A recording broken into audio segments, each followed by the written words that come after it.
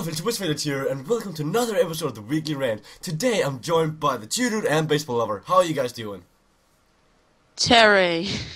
Terry. What was that? Okay, explain that one to me. That one I didn't even That get. was high in I- Estonian Okay, you guys are... for Rant Terame. Come on, guys, you can do better than that. You can do I better know than that. Your the level... synchronization was off. I waited 2 seconds instead of 3 because last time we did 2, but we usually do 3. Oh, yeah. Man, I'm Your sorry. level of ingenuity is going downwards. Come on, guys, but on to the topics. So, as most of you guys know, the Giro d'Italia is on, and it's been very exciting so far, but the big headline has been the weather. The weather has been an issue so far, and we want to talk about that. But first of all, let's talk about some of the key stages. Stage 3 was a it's a very important stage because we saw that Kittel is one of the best sprinters out there. At 10 meters to go, he was 5 meters behind Ben Swift, but he managed to catch 15 meters very fast. What do you guys think about that stage? What do you think about Kittel's performance? This stage kind of summed up how dominant Marcel Kittel is. I mean, we saw that in the last sprint stage. He won pretty comfortably, didn't get the full amount of power he could into the pedals. And then we saw this stage. When he came about 100 meters ago, he was well behind. You could see that he was out of the screen even. And he just... It wasn't really even a sprint. It was more of an attack, really. And he just put everything in it. And we saw how dead he was by the end of it. Like, he was literally dead. We saw him lying there, and you really rarely see a sprinter just like that, and that shows how dedicated Kittel is. And he deserves to be right now the biggest name in sprinting right now, and I don't think you can argue with that. What do you with think, that Baseball sprint. Lover? I have to just agree with that. I mean, I don't know if Cavendish could have done that like Kittel can. He just too good. I agree. But the sad thing is about that, like, he has been dominating. He's won the second stage he won by a big margin. The third stage he came from very far behind. His leader train didn't really work out for him. Then at the start of the fourth stage, he came down ill and decided to abandon the Giro d'Italia. And I know a bunch of Velo Games owners out there really sad about that. It's 16 I was points really out the window. So, but I was one of those guys who were really sad. But you know what? In the end, it might just be the better for him. What do you guys think about him abandoning that early? Like, he got 2 stage wins left. Do you think he should have stayed and maybe gotten like 5 to 6 stage wins? What do you think about this? Of course he should have stayed, but he was... They said on the TV that he had 104 fever. Like, that's pretty... I'm not riding if I have that, so... I don't blame him for, leaving. Yeah. True. Yeah, there's really no point risking your health right now just for a Giro stage when there's a big Tour de France coming up, where he can really signify his dominance in the sport in sprinting right now. And really, he's going to take stages at the Giro here against Buhani and Ben Swift and the Viviani. It's not as prestigious as maybe even going for the green jersey or the sprint stages at the Tour. So it's kind of like a wise move, I see, and you can't argue that, really. It seems to be a benefit for him. I agree with that because he doesn't waste that much energy either, and he still got 2 stage wins, which is a big result for him because that was all he came for. He came to win stages. He didn't come for the green jersey or the red jersey it is in the Giro d'Italia. So I guess he got what he came for. Said he came down sick though. But the very same stage 4, the weather really took over, which was the big headline of the Giro d'Italia so far. There was rain everywhere, the roads were really slippery, people were crashing, so they decided to neutralize the stage until the final 10 kilometers, I think, and people couldn't agree on whether to neutralize or not. The young riders wanted to go all out and just ride their brains out, while the older riders were saying, just wait, you have 10 years in front of you, just stay calm. One of these guys was Michael Matthews. He was trying to get people to relax, but guys, I saw a BMC rider, I don't know who it was, yelling at Michael Matthews. So Stettner. Was it Stettner? Okay. I think so, yeah. There was a lot of controversial things happening in that stage, but Must be someone else. Can't No, remember. Stanton's in California. Yeah, Yes. yeah. It was someone. it was a Can't BMC remember. rider though. But we saw in the very final kilometer of that stage, everyone was sliding. Viviani looked to be winning that stage, but he slid out. Ben Swift looked to be winning the stage, he slid out. Luka Meskic looked to win the stage, he slid out. It was just Tyler crazy. Farrow slid out. Exactly. And then in the end, Buhani pulled out the victory. What do you think about that stage? So they just completely neutralized and just say we skip to the next stage. They've been known for doing this in the Giro d'Italia before. Why wouldn't they do it in this stage? What do you think, TheChudude? Well, what should have happened was wait, it wasn't actually raining that hard if you saw it. It was just a tiny bit of rain, well, just enough rain to get the road wet. And these roads aren't like your normal other roads, because like apparently at that part in Italy, it's really dry, and once it rains, it gets so slippery because of the oil that gets stuck on the road or something like that. So that's what happened. So the roads were really slippery, and when riders are complaining that they were riding just straight, not even going fast, and they were feeling the wheel sliding, it might be a good option to stop. I mean, what was the problem was that riders weren't agreeing with each other. We had some riders wanting to go, obviously, and obviously the sprinters wanted to go. The mountain guys like Rodriguez and those guys like Quintana, there's really no point racing for them. But what they should have done really was get one rider and let him talk for the whole peloton. Really, like I think it was supposed to be was a Sky rider, Bernie Eisel was supposed to be the spokesman for the whole peloton. Yeah. But we had guys arguing. I mean, because obviously each team's going to have different objectives. You can't just let a group decide it because everyone's going to want to do something else. I mean, GC guys aren't going to want to ride, and sprinters are going to want to go for it. So. I agree. I think the race should have been neutralised. At the end, it was still slippery. It was just some parts of the courses that were slippery and some were dry, so they really couldn't do much about it. What they were thinking of was like, no. One of the tweets that almost made it to tweet of the week was Ben Swift tweeting his scratches and stuff like that from his crash and saying, "Why is it always the sprinters who have to risk everything on the line? The climbers get it so easy." And I kind of agree to this. What do you think, Baseball Lover? Well, what I think is that was the worst stage I've probably ever seen in my entire life. And it was kind of disappointing because I was like at school. I was trying to like sneak it in the middle of class. I had finished my work, so I was just trying to like sneak it on my Vita, see what I could do. And then I was like watching it, and I was like, my face was like in horror. Like first crash, like 10 riders down. Second crash, like another 15, 20 riders down. Before you know it, there's like nobody but like Mezgec at the front, and then Mezgec slips out, and then has this like chain like slip off and drop, and then Buhani somehow makes his way back up after he had been like caught up in a crash. He didn't like actually crash, but he was like behind in it, and he wins. I was so confused as to what was happening. Just this Giro d'Italia in general has been like the worst Grand Tour I've ever seen. In terms of like crashes, like I don't think we've seen a single, just regular stage. They were saying, like TheChudude said, there was some kind of like oil. There was like too many olives near the road or something, and they like had residue. I don't even know. That's what they were saying on Daily, and so it was just so hectic, and a bunch of guys crashing. I got really scared when I saw some guys crashing like Viviani and Farah. Luckily they weren't injured, but... I want to cut in, though. In today's stage, Kiki just crashed. Francesco Kiki just crashed over a railing, and it looks really horrific. So speaking about crashes, there's another serious crash in the peloton happening right now. So yes, this Surita has been playing with this. It's basically going to be the last man standing, really, the way it's going. Dan Martin is up because of a crash. Rodriguez is up because of a crash. Kittle is, well, it's not a crash. It's his own fault. He probably got in a crash, and there was like a fatal infection on the road. Who knows? And it's probably the weather, really, because it's so cold, and you're going from like one extreme to the other. Your body doesn't normally react well to that either, so it's probably that. It seems to be that. But there are some exciting stages. The fifth stage, I don't really remember any important crashes on the fifth stage. We saw that Diego Alisi is looking really strong. People were saying that Lampert should go for Conigo, they should go for Nemec. These guys are really strong. No, Diego Alisi showed up that he is really strong. He had a poor Dennis campaign. He didn't really get anything. He got 5th and 6th consistently, but didn't get that top 3 spot which we were aiming for. But he won that stage. We saw that Michael Matthews put in a lot of work. We saw that Cadel Evans was in form. Very exciting stage. What do you think about the first real test in the Giro d'Italia? Who looked strong in that stage, Baseball Lover? I don't think that was the first real test. I think that was a tiny, tiny little test, and I don't know. There wasn't that much selection, and it was kind of disappointing to me. Okay, what do you think, TheChudude?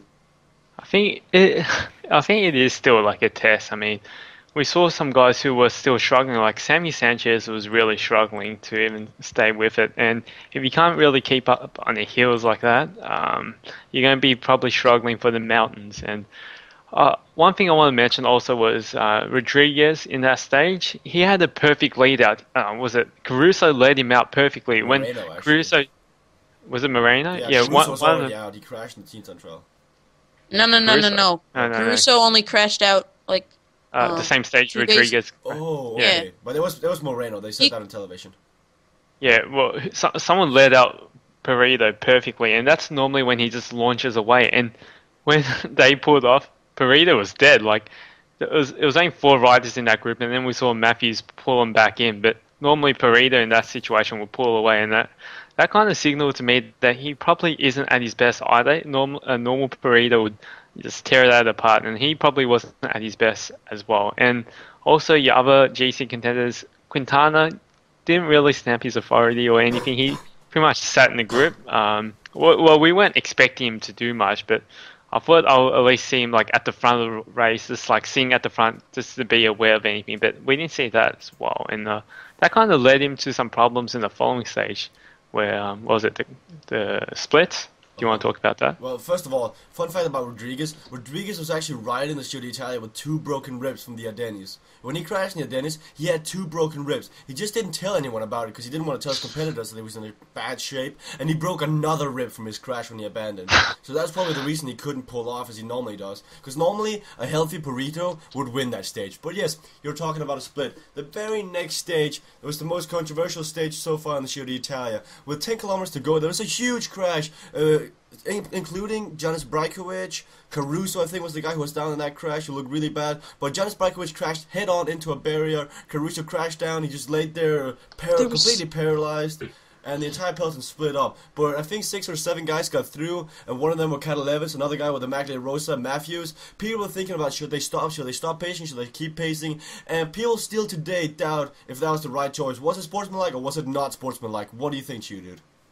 Well, I can tell you this. The only people who are complaining about this and saying it's not right is the media. Are non-Cadell fans? No, it's basically people who are watching it. We did not see any riders complain about it, did we? We didn't see Quintana or any of the Movistar riders complain about it. You sit when you're racing these races where the winds are strong and crashes could happen and split the peloton.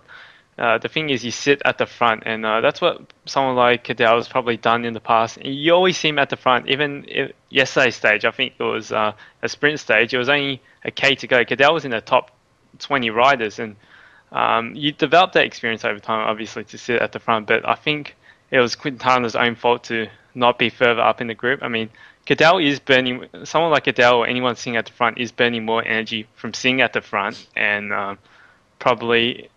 That's the only reason to sit at the front, really. You might burn some more energy, but you're ahead. You can follow any moves or anything splits up just like that, and you get an advantage over it. And that's what I think. I mean, there's not too much to say about it. I mean, other teams aren't really complaining about it either, so that's what I think. What do you think, Baseball Lover? I think basically the exact opposite. So, it's one thing to be at the front, and maybe a big group gets off the front, and, there's a bunch of guys, and you were already pacing, so you just keep that tempo. There's like 5 guys, a little more, like 7 or 8 guys. Most of them are BMC riders, and they're just like, hey guys, everyone crash. Let's freaking pace as fast as we can now and make everybody that is bruised up suffer even more. Yay! Come on. Do you have any self-respect? Well, one of the things was, people were also arguing this, because there were, Orki Greenwich had 3 guys in the front. One of them was Matthews, one of them was Luke Durbridge, and the other one was Ivan Santoromita, who looked terrible up there. He did not look like he was able to catch on, but they decided not to pace. Luke Durbo did not take a single turn, while Daniel Oss and, who's the other guy? Who's the other guy from BMC that was up there? Morabito. Those 2 guys decided to pace their hearts out. So I'm pretty sure that Evans knew what he was doing and just said, you know what, I probably can't beat these guys in the real mountains, I'll just pace for it. Exactly. Little pussy. Fun fact though, also the backstage pass of the Roca Green Edge, they didn't show their reaction to the crash. They went with our GoPro ran out of batteries excuse, which I think is fucking hilarious. I'm sorry for cussing because I feel like it's a try to stop a media stunt. Because if they would have said go go go go, there's a huge crash, 100 people involved, go go go, this is your chance. I think some people might have been pissed just a tiny bit. What do you guys think about that excuse? Do you think it's real? Or do you think it's just them trying to stop some media? I think it's fake because all Australians do fake things to do. Well, what do you expect the peloton to do? Really, I think it's just. You want them to sit back for Rodriguez as well, like because Rodriguez lost a lot of time. What are they going to sit back for 7 minutes or? You're not supposed to sit back, but you're not supposed to blatantly attack it either. Well, we can go back in time. We can have a flashback to the Contador Andy Schleck event in the Tour de France. Well, Andy Schleck was in the yellow jersey. He had a mechanical. His chain went off, and Andy Schleck counterattacked him. See, now we're back to the same point. We're at the same discussion again. Is it morally correct to attack like that? Back then, it wasn't. People also said that it wasn't right to attack, but he did it anyway. Today, we see the same thing again. So, but like, it's very difficult. But there's got to be a thing to it. Like you're saying, you can't just like blatantly attack. But I think you got to either go either way. You can either ride however you want, or just stop, like slow down completely. And you can't just say, "Oh, ride at a medium pace." It's either go or stop. Pretty much, that's what I think. I don't think so. You're pacing already. You see a crash behind, and you just don't speed up. There was no one in front of them. There was no one in front of them when they crashed. They were all together, and they decided just to attack, just to go for the stage. Also, another thing I actually just remembered, there was that one stage in the Tour de France where Andy and Frank both crashed because of oil on the road, and Cancellara just went to the front and just said, "Nope, you're not pacing." They could have done the same thing here. Yep. They could have done the exact same thing. You just pulled authority and said you're not pacing. But I'm not quite sure there's a man in the peloton with as much authority as Fabian Cancellara. But I think that rounds that topic off. This will happen again. Next time there's going to be a crash, let's hope it's Evans. We'll see if they pace or not. Yeah, same. Also, it didn't help because the TV cameras, they didn't really catch where the break was, where it split up. You just saw crashes, and then you see, 6 guys off the front, or wherever it was. So they focused on Janis Brakovich's horrible crash, which I guess is good for them because they get TV money off that.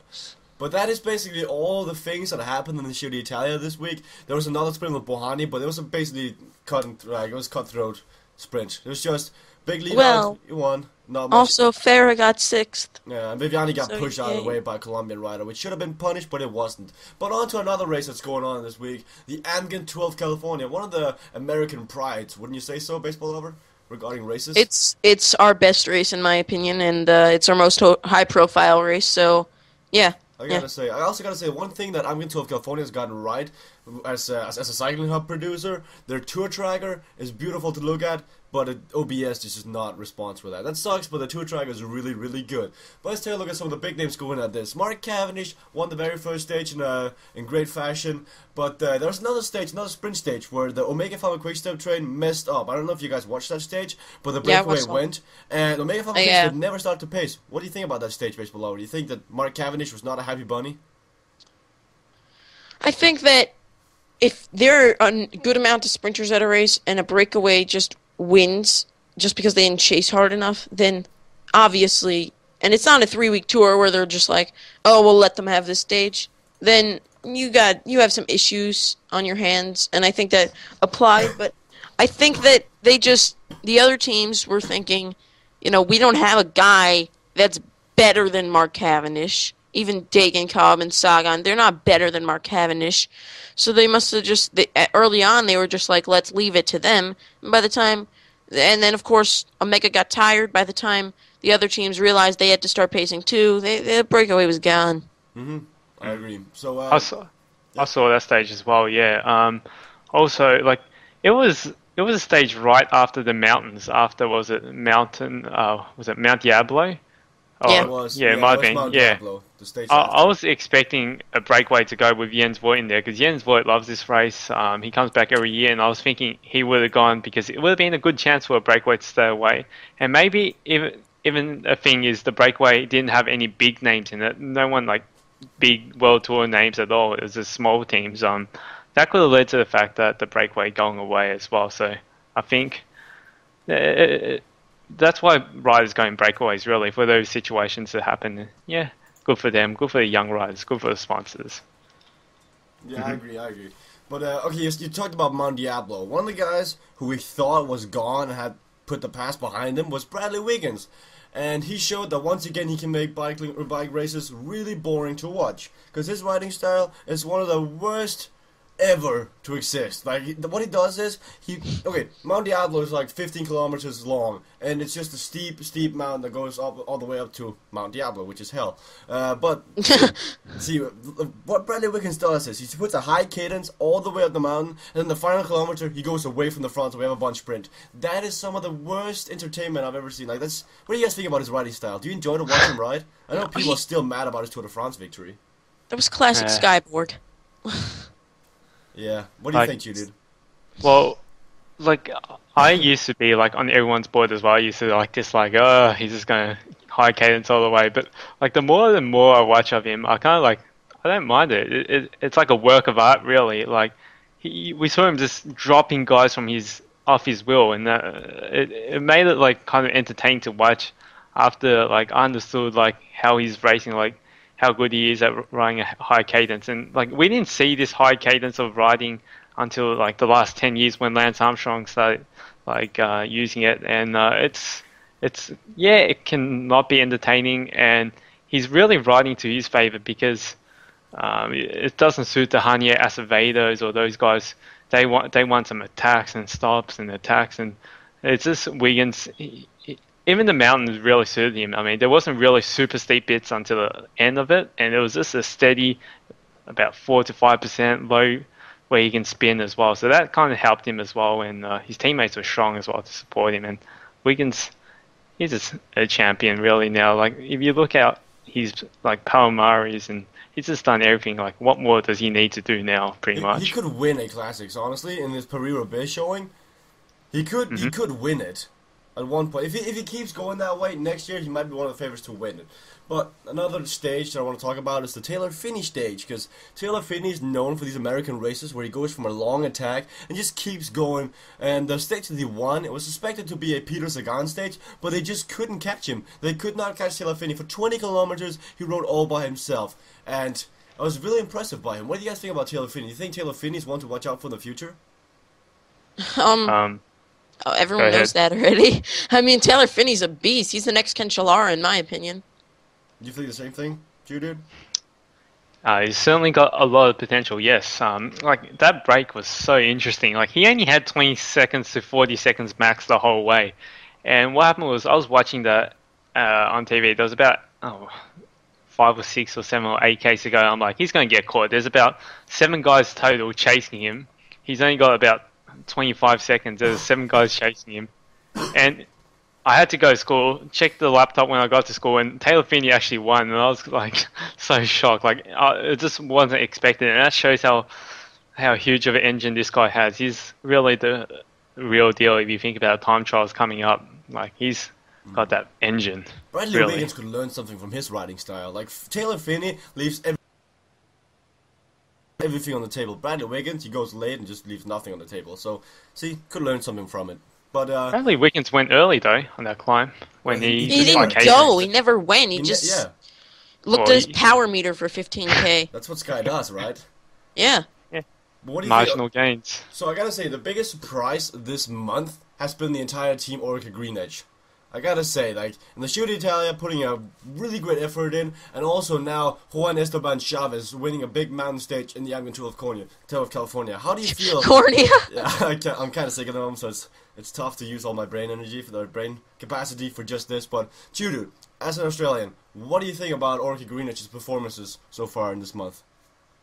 Well, it's been superb. Like, it's probably the best month of racing they've had ever, and they've grown so much since the start of it. I didn't really see much.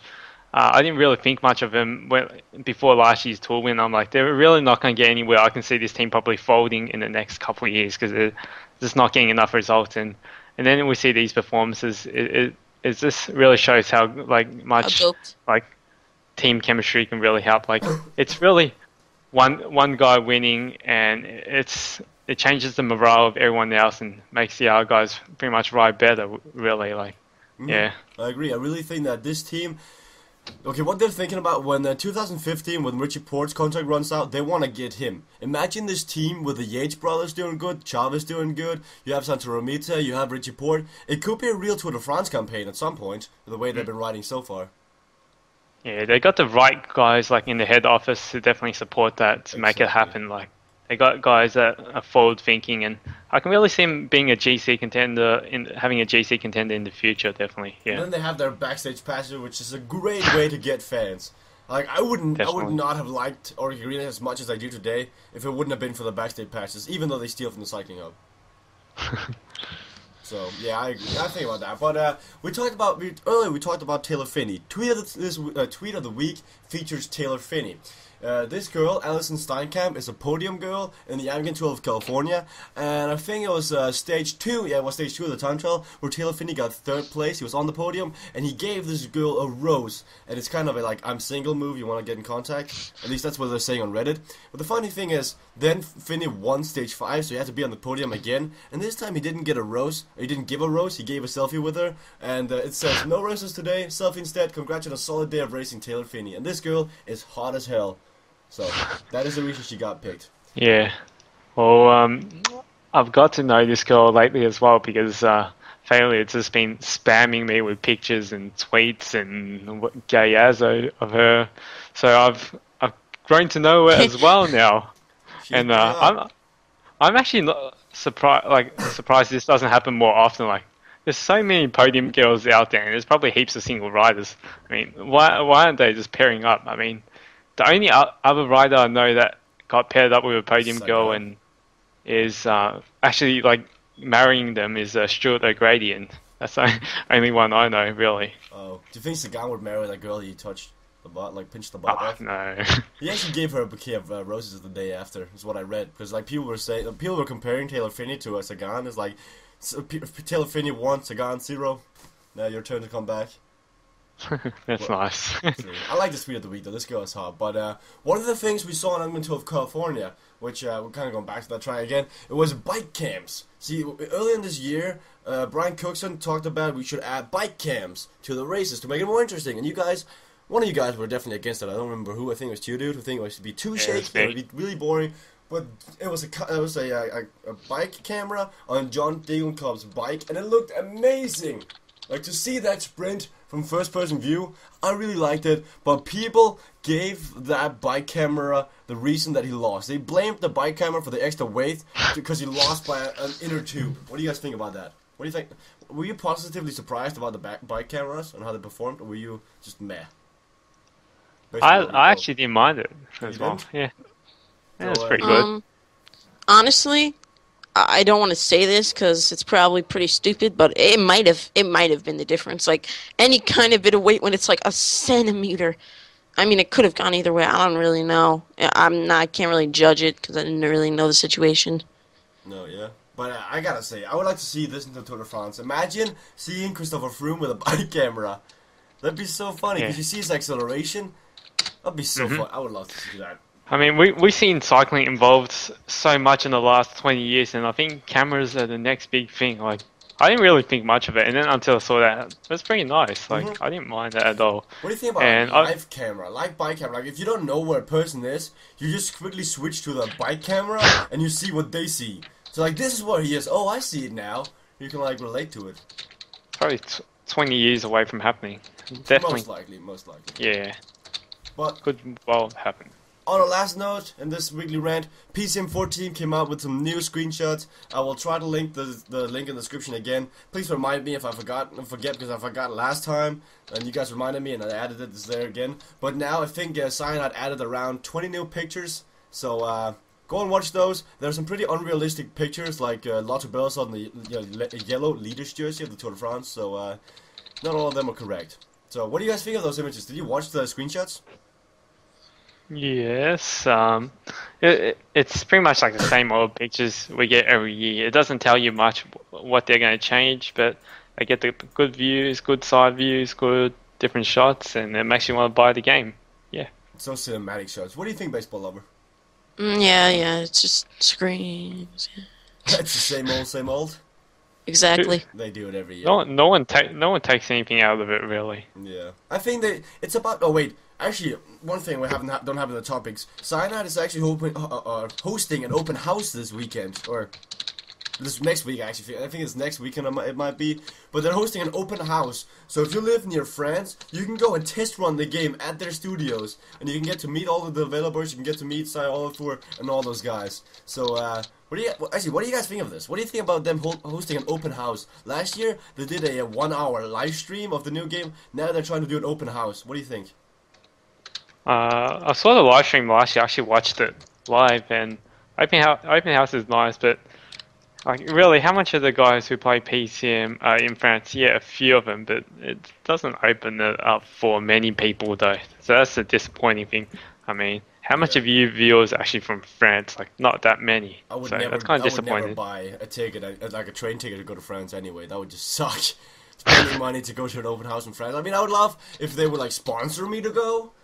But that would never happen. That would never contact me. They're probably we're probably gonna see FR and Quam, these guys hosting the real World Cup, go there because they already live in France and they probably live pretty close. So they probably go. But I think that's a wrap on this weekly rant, guys. Thank you guys for watching. Please go check out TheChudude. Please go check out Baseballlover. They're both brilliant people. Thank you guys for watching this week's episode. If you got any more topics or tweets, I saw you guys gave us some tweets and topics last week. Be sure to give us them in the comment section below. We check every video before we do the next video. So thank you guys for watching. We'll be seeing you guys around.